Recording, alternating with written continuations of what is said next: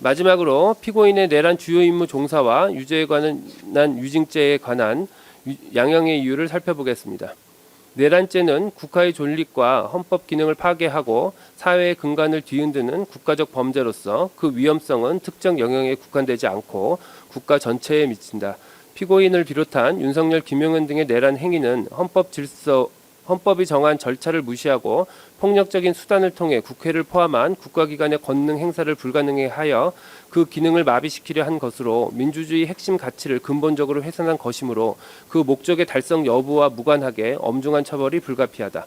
피고인은 정부 고위 공직자로서 그리고 자유민주적 기본 질서를 수호해야 할 공동체의 일원으로서 헌법과 법률을 수호하고 이를 실현하기 위한 노력을 기울여야 할 헌법적 의무를 부담함에도 윤석열, 김용현 등의 지시에 따라 소방청에 직접 언론사 단전 단수에 대한 협조를 지시함으로써 내란 행위에 가담하였으므로 그 죄책이 결코 가볍지 않다. 더구나 피고인이 윤석열, 김용현 등의 내란 행위를 적극적으로 만류했다고 볼 만한 자료는 없고 오히려 이후 내란 행위의 진실을 밝히고 그에 합당한 책임을 지기는커녕 진실을 은폐하고 책임에서 벗어나고자 위증까지 하였다는 점에서 피고인에 대한 비난 가능성은 더욱 크다.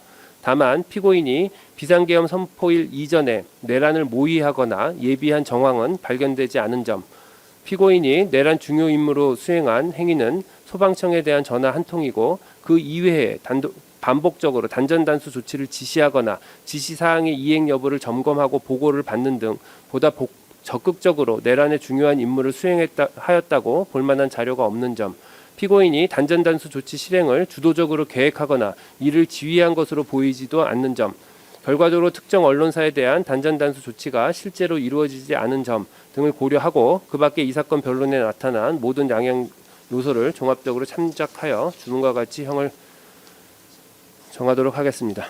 피고인 잠시 일어서시죠. 주문. 피고인을 징역 7년에 처한다. 이 사건 공소 사실 중 직권남용 권리행사 방해의 점은 무죄. 피고인은 이 판결에 불복이 있으면 7일 이내에 이 법원에 항소장을 제출해서 서울고등법원에서 항소심 재판을 받을 수 있습니다. 지금 피고인에 대해서 일부 무죄 판결이 선고된 결과 그 부분은 공시될 수 있는데 이 부분 공시 혹시 희망하시나요?